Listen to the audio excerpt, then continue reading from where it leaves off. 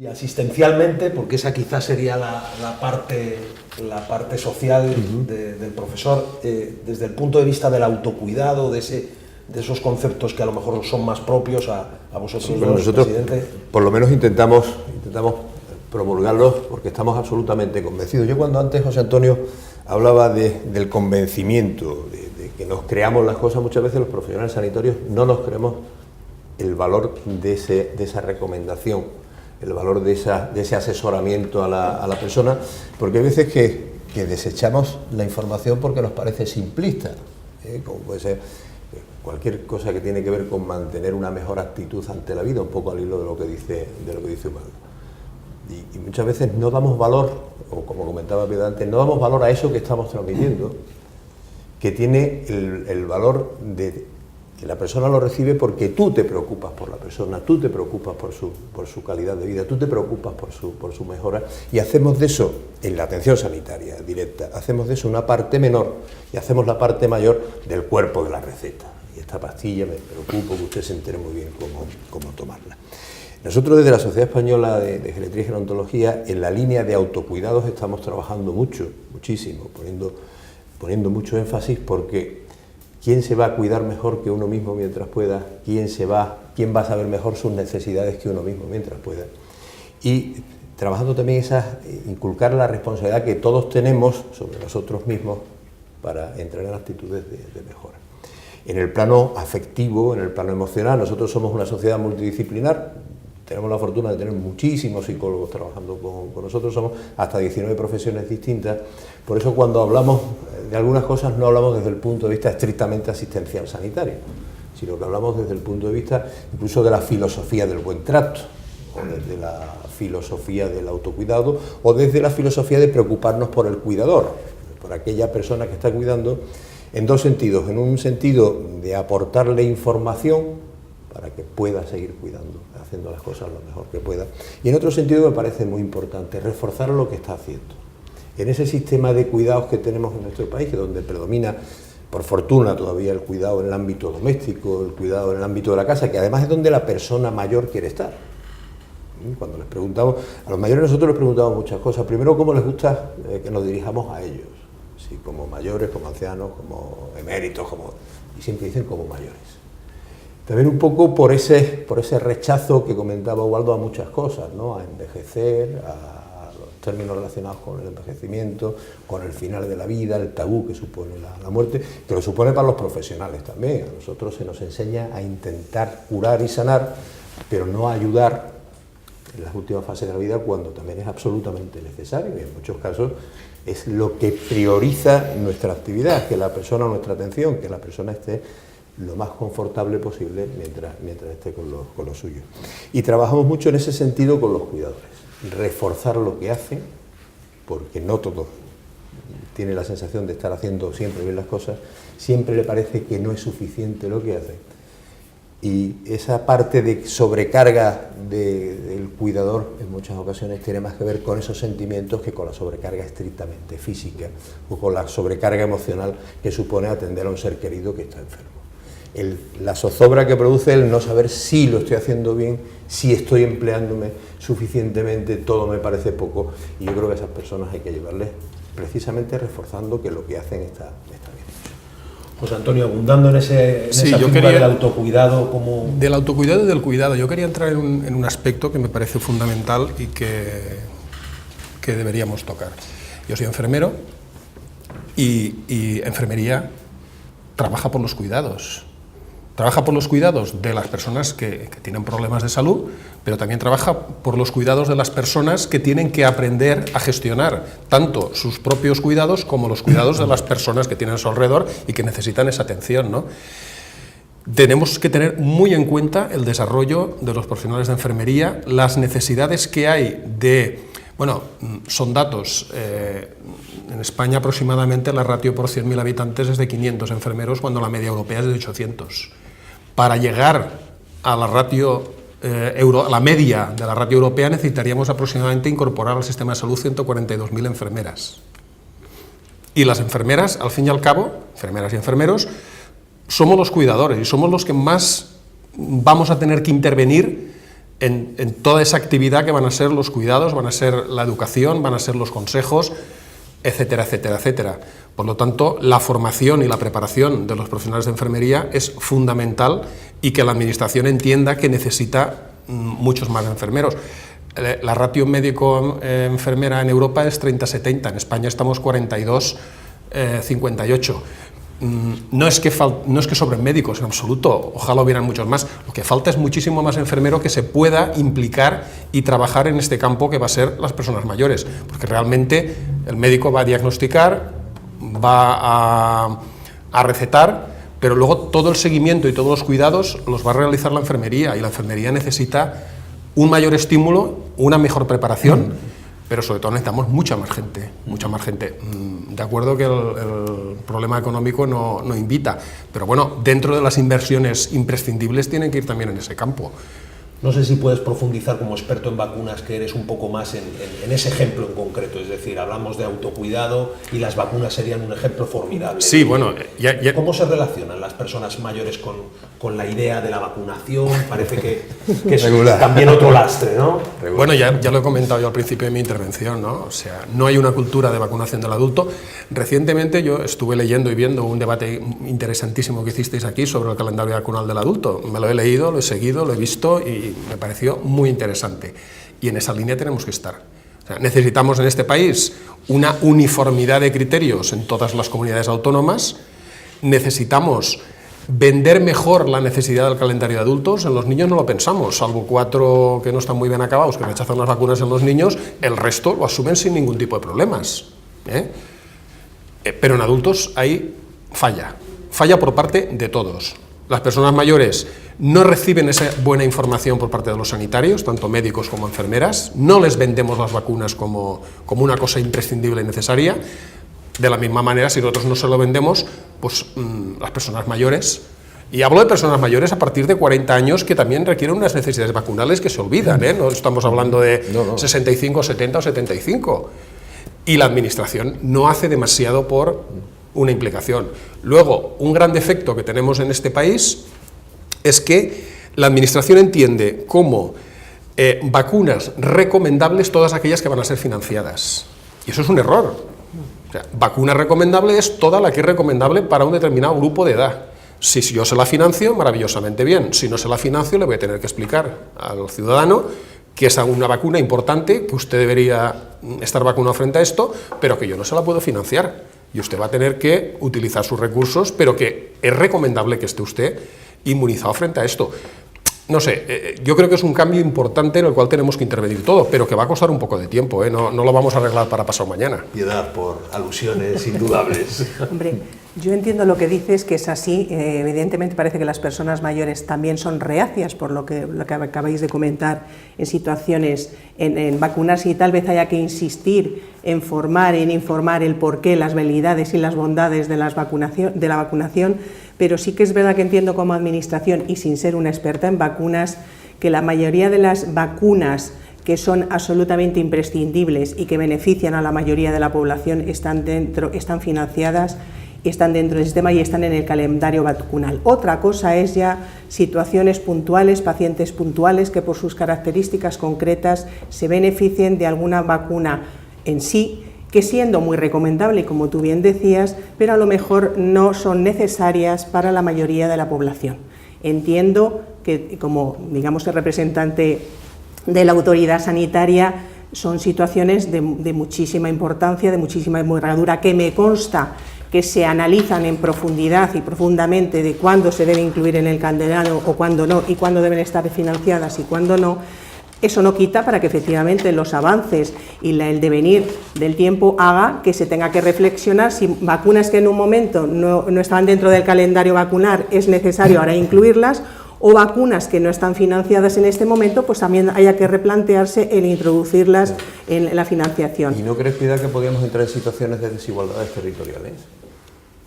Hombre, esa es una de las cosas que también es importante, y que yo creo que para eso también es que en España nos manejamos con 18 sistemas de salud. Efectivamente. Los 17 al que todo el mundo alude, y Ceuta y Melilla, que se nos quedaron en Insalud y ahí siguen en Insalud. Se supone, si me permitís, sí, que para eso están también Consejo Interterritorial. efectivamente, Bien. que de lo que se trata es de, El problema poner, del de Consejo, consensuar y claro, poner, digamos, en valor la sí, necesidad que puede ser, digamos, Por- generalizada a todas las mi- comunidades autónomas. Es mi- decir, es también un trabajo importante de ese Consejo Mi pobre Interterritorial. experiencia en relación con, digo pobre por escasa, con el Consejo Interterritorial o con los gestores de salud, es que depende de los colores, de los colores políticos. Entonces en las comunidades se hacen por idearios no de partidos, sino por idearios de campaña electoral, se hacen unas cosas o no se hacen. A mí me preocupa la desigualdad en el acceso a fármacos, por criterios de yo lo financio, yo no lo financio, entre otras las vacunas.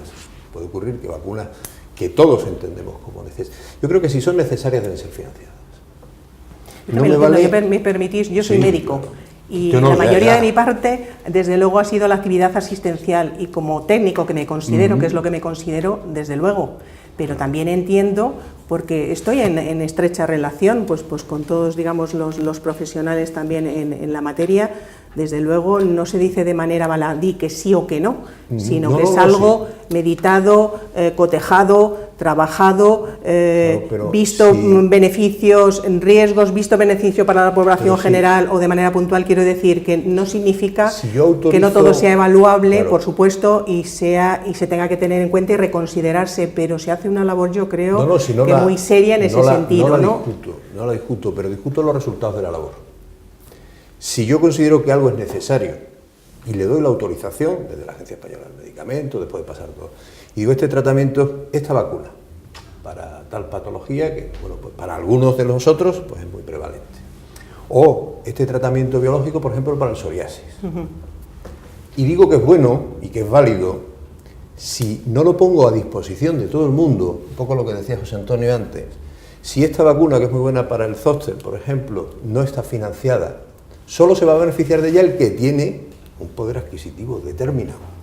Pero José Antonio, si me permites, en estos grupos de trabajo y grupos de discusión que me consta que se realizan antes de tomar una decisión si se financia o no se financia el tema de la vacuna, como puede ser otras cosas, me consta que se también integran esos grupos de trabajo auténticos expertos que muchas veces también están, y sociedades científicas, expertos en la materia y sociedades científicas al efecto. Entiendo que también se considera su opinión experta, como no puede ser de otra manera, y en función de determinadas variables, pues se decide si se incluye o no se incluye. Quiero decir que teniendo en cuenta, claro, que teniendo en cuenta eso, pero lo que sí que quiero decir que es una, digamos, manera seria, rigurosa de actuar. Eso no quita para que efectivamente haya situaciones que en un momento haya que evaluar de nuevo, ¿no? Ubaldo, dos cosas rápidas quiero decir sobre esto de vacunas, porque a mí me parece un tema de extraordinaria importancia en las vacunas. La primera relacionada con el tema de financiarlo. Yo creo que de alguna manera un poco engañamos a la población cuando le hablamos del sistema de bienestar universal, porque no es posible, los recursos son limitados y no se puede. Habría que empezar a decirle a la población que esto es imposible y que va a haber desigualdades. Hoy por hoy, ojalá en el futuro el planeta evolucione a todos iguales, pero hoy por hoy esto es imposible. Y creo que es bueno reconocerlo. Algunos sistemas lo hacen. Inglaterra hace tiempo no pudo subvencionar una vacuna y lo dijo, es buena pero no se puede subvencionar. Con esto entro en la siguiente idea. Claro, la idea de igualdad no solamente es subvencionar una vacuna, que si se puede se debe hacer, pero la idea de igualdad también avanza por la idea de informar bien. Tú puedes informar a la gente a lo mejor de que determinada vacuna se debe poner, pero no se financia porque no hay dinero, y con eso le estás dando la posibilidad de que se la pague él mismo, una vacuna que cueste 30, 40 o 50 euros. Nosotros hemos hecho en la Universidad investigaciones en concreto sobre la vacuna del papilomavirus. Nos hemos encontrado con hombres que no sabían que a ellos también les afectaba el papilomavirus, por más que es una enfermedad de transmisión sexual. Sabía que la transmisión sexual, pero creía que solo afectaba a chicas, precisamente porque se inició financiándose solo en mujeres y se sigue financiando solo en mujeres. Con lo cual se ha transmitido al hombre, a mí eso no me toca. Cuando descubren, lo hemos hecho con focus group y con cuantitativos, con investigaciones serias, cuando descubren que sí les toca y que les puede costar X, un X relativamente alto, dicen que se la pondrían, aun subvencionándosela ellos mismos. O sea, ahí la injusticia ha sido el no decírselo. Y a lo mejor no decírselo por miedo a que luego exijan una financiación que no se les puede dar. No lo sé si eso es así o no, pero ahí quizá hay un cierto... Eso Luego, es lo que idea, perdón, que me parece muy, muy, muy importante, Creo que puede empezar a haber un problema muy serio con el tema de las vacunas por un problema de comunicación, precisamente, con el tema de los antivacunas, en el cual también hemos hecho algunas investigaciones, hemos hecho análisis online de lo que ocurre en las redes, etc. Creo que aquí hay dos grandes variables. Una, lo que algunos autores llaman la decadencia por el exceso de éxito. Parece que algunas sociedades, cuando tienen exceso de éxito, pues están, lo que los ingleses llaman spoiled, ¿no? Como, pues eso, decadente, mimados, ¿no? Y empiezan a hacer tonterías. Y una de las tonterías es empezar a criticar las vacunas. La siguiente variable es la lógica de las redes sociales. La lógica de las redes sociales hace que sea mucho más fácil divulgar contenidos anecdóticos y llamativos, noticiables, que argumentos lógicos, razonados y basados en evidencia científica. En general, la lógica de los medios de comunicación es esa, atrae aquello que es más llamativo, pero todavía más en las redes sociales, de tal manera que se están generando fenómenos, y en California en concreto hay datos muy concretos. California, uno de los sitios más ricos del mundo, donde las tasas de no vacunación, de padres que escriben una especie de crítica de la conciencia, por así decir, ¿no?, que vacunen a sus hijos, altísima, altísima. Por lo tanto, yo creo que este es un tema que hay que tomarse mucho más en serio de lo que se está diciendo hasta ahora. Aunque en Europa empiezan a desarrollar el programa 2020 proyectos de investigación sobre comunicación y vacunas. Pero como no nos lo tomemos en serio, cada vez habrá una corriente mayor de antivacunas. Decía antes de mi hija es especialista en neonatos. Bueno, pues ya hay muchos padres que dicen, no, a mi hijo que no se le vacune de esto y de esto y de esto, las vacunas que se ponen de swab, por así decir, ¿no?, por procedimiento. También han establecido en el propio hospital el protocolo de preguntar a los padres, precisamente por todo esto de lo políticamente correcto. En el momento que preguntas al padre, le introduces la duda al padre. Si el padre ha leído algo en una red social, empieza a decir que no. Me parece un tema muy, muy importante. Está aludiendo, yo creo que Ubaldo, al espinoso también tema de la obligatoriedad, ¿no? José Antonio, yo, tres cosas y muy rápidas. Por un lado, el tema de la financiación, no financiación. Evidentemente, la gente tiene que saber que el dinero es lo que hay y que llega a lo que llega. Y que hay algunas vacunas que pueden ser muy importantes a nivel individual, de la salud del individuo, pero a nivel de salud pública pues puede que no sean... su coste no nos aporte la mejora en salud que debemos esperar y que nuestra inversión deba ir hacia otro campo. Eso es a lo que me refería. Y eso lo tenemos todos súper asumido. Por eso decía yo que la Administración tiene que recomendar cualquier vacuna que sea buena, pero luego decir, no la puedo financiar. No, pero yo me refería, no dejar de yo me refería no a café recomendarlo. con leche para todos, sino a café con leche para el que necesite café con leche. Y al que necesite café con leche Claro. no le puedo decir que no. No, pero dentro de las vacunas hay muchas que no Sí, son sí. para No, toda la población, pero sí van enfocadas están a grupos de... a unos grupos. En el tema de los antivacunas, afortunadamente España no es un país todavía muy potente en este campo, pero haylos. El tema de California, bueno, se han encontrado con los brotes de sarampión en Disneylandia y han tomado medidas. Las medidas se toman cuando llega la catástrofe, ¿no?, cuando llegan los problemas. Aquí tuvimos la desgracia del niño de Olot, el niño fallecido por difteria, y eso ha abierto un poco también la conciencia de la gente, ¿no? Uy, esto que no existía, bueno, difteria sigue existiendo en el mundo, sigue muriendo gente de difteria en el mundo. Aquí somos afortunados y no, pero si nos olvidamos de que tenemos que vacunar, nos vamos a encontrar con catástrofes de este tipo, ¿no?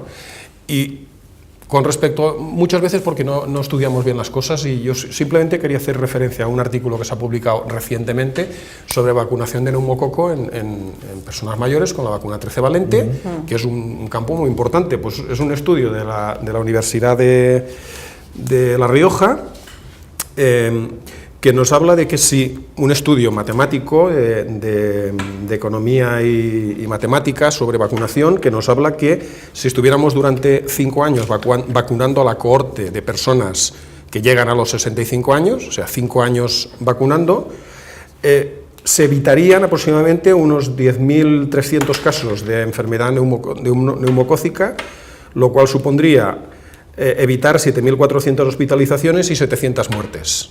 Eso vacunando a toda la cohorte de 65 años. Esto generaría un gasto aproximado de 36 millones de euros, con un ahorro de la atención sanitaria de toda esta gente de unos 42 millones de euros.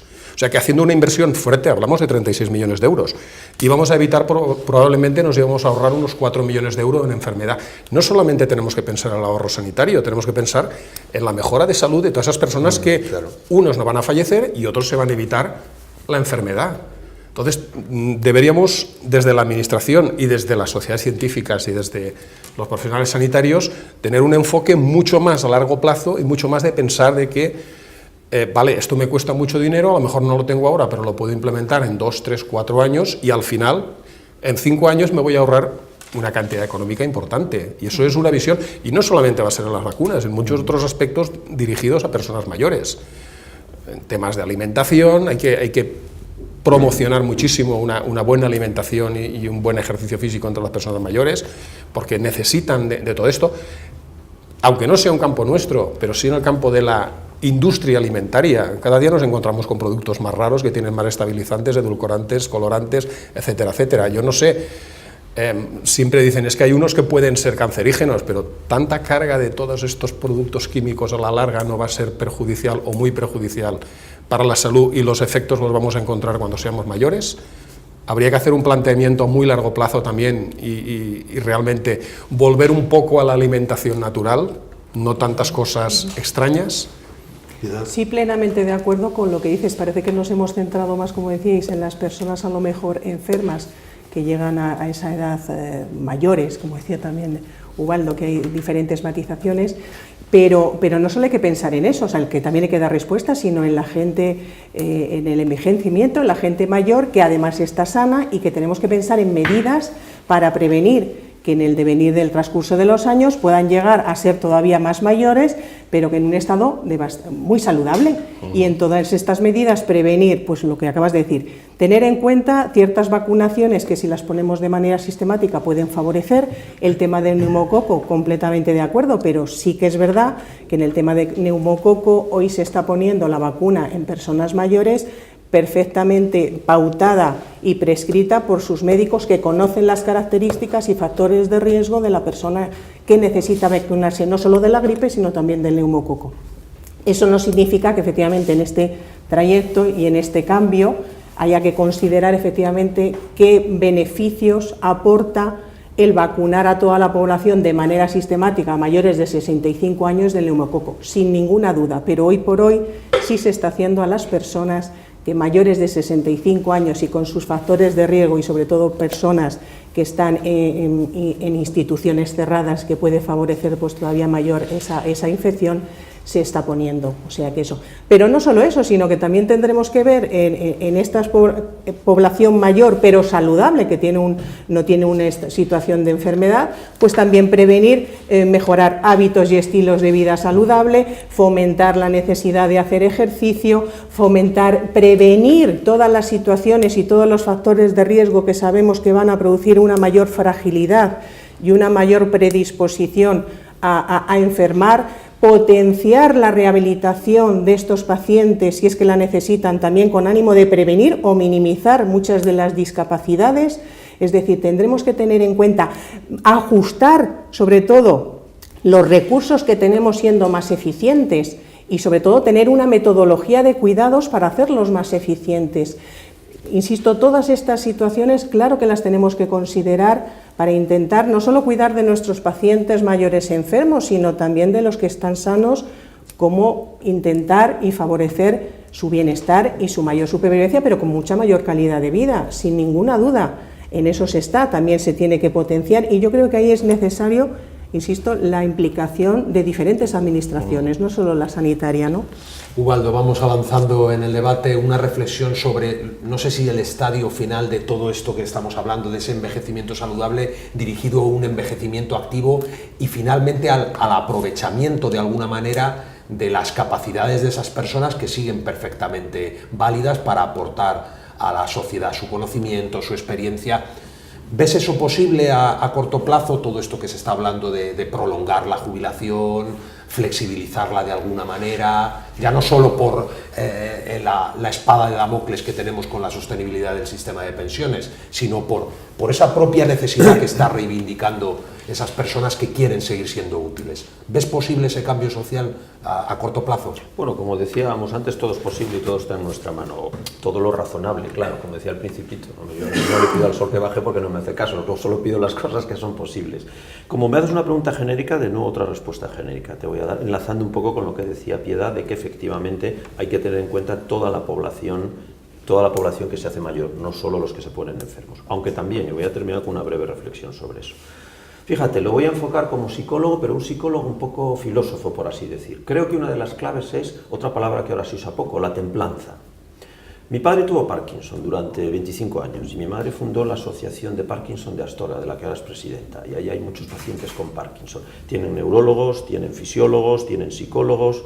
Mi observación final, al final de todo eso, es que los que mejor llevan la enfermedad y de alguna manera más sanos viven a pesar de su enfermedad crónica son los que tienen mejor templanza, es decir, aquellos que han sido educados desde siempre en saber, entre otras cosas, aceptar lo que te viene, saber asimilar las cosas.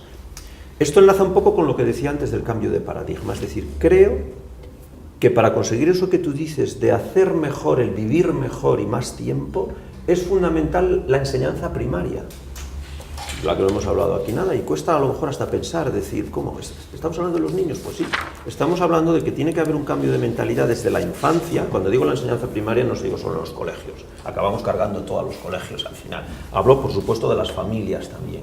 Hablo de los medios de comunicación, que ejercen una influencia extraordinaria sobre la población. De eso también habría que hablar y mucho, cómo los medios de comunicación transmiten actitudes y marcos de referencia y formas de entender la vida. En definitiva, creo que tanto para el sujeto sano, pero que va a prolongar mucho su vida, y como tú dices, quiere aprovechar sus capacidades para él mismo y para la sociedad, como para el paciente enfermo y crónicamente y duramente enfermo, como pueda ser un Parkinson, la clave es la templanza, es decir, la educación que le hayamos dado desde niño. En el ámbito de los profesionales, por concluir ya en ese último punto que hemos trazado, claro, veis posible seguramente esa mayor aportación. La sociedad no se puede permitir ningún tipo de despilfarro, y estamos despilfarrando capitales humanos y sociales impresionantes. Tú decías muy bien lo de flexibilizar. Yo entiendo que la persona que tiene un trabajo o que no le apetece, oye, yo he cotizado para jubilarme, bueno, pues mire usted, fenomenal. Pero ¿cuántas personas en absoluta plenitud intelectual, de trayectoria vital aplicada al trabajo, de trayectoria profesional aplicada a la vida? Me da igual. ¿Cuántas personas en la universidad se tienen que ir? Oiga, pero si un profesor de universidad con 67, con 68, bueno, os podéis jubilar un poco más. Un poco más tarde. Os podéis jubilar un poco en más la tarde. pública, los médicos, me parece, ¿no? Los médicos, bueno, en mi centro de trabajo a los 65, que es cuando está el cirujano pletórico, cuando está el médico pletórico porque ya ha visto más, porque ha estudiado más, porque se ha empapado de los compañeros mucho más, porque ha tenido más compañeros. En ese momento te tienes que ir, porque distinto es que tú no quieras seguir, pero no podemos despilfarrar en lo que tanto hemos invertido la sociedad, que es en la formación, que es en el intento de vivir mejor, en las personas que se van capacitando día a día en su trabajo. Un periodista, yo soy un periodista con, bueno, yo pongo el ejemplo de mi queridísimo Manolo Alcántara. Manolo con 80 ha hecho los mejores artículos de su vida, y con 84 los mejores que los de 80. Bueno, ¿por qué no? Sí, yo pienso que, redundando en lo que ha dicho José Antonio, tenemos que volver a la antigua cultura donde la persona mayor era el maestro. La persona mayor era el maestro y era la persona que enseñaba a los demás. No solamente sus conocimientos técnicos o científicos, sino los conocimientos de la vida, ¿no? Y me parece que ha habido un tiempo que, una vez jubilado, tu misión era cuidar nietos, hacer los viajes del inserso, y ahora en los últimos años intentar conseguir que tus hijos lleguen a fin de mes aportando de tu pensión, ¿no? Pues bueno, pienso que es mucho más, ¿no? Que la persona mayor tiene que tenemos que reivindicar, la sociedad debe reivindicar esa maestría de la persona mayor y dotarle de posibilidades para que las desarrolle, ¿no? No arrinconarlo, tú ya has cumplido, tú ya has cotizado al rincón, que los jóvenes llegamos con mucha fuerza y tenemos que acapararlo todo. Está bien la fuerza, sobre todo para nuevas ideas, sobre todo para ese físico que te permite hacer muchas más cosas, pero el intelecto y la experiencia hay que darles el valor importante que tienen, y yo creo que en nuestra sociedad tendríamos que volver un poco a los japoneses, ¿no? Incluso a los gitanos, ¿no? Donde el anciano es la persona que puede... A la gerusia, que decían los griegos, ¿no? Al origen de la gerontología, al origen del geronte, que era el que asesoraba al Consejo de Mayores, el que asesoraba al rey.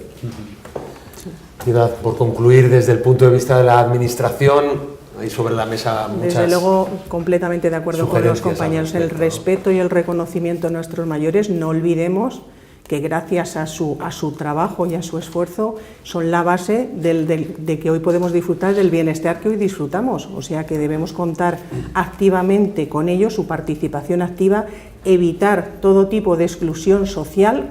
Debemos y podemos contar con ellos, con su magnífica experiencia, como bien decía José Antonio, y desde luego es algo también a tener muy en cuenta al planificar políticas sanitarias o sociosanitarias, sin ninguna duda, sin ninguna duda.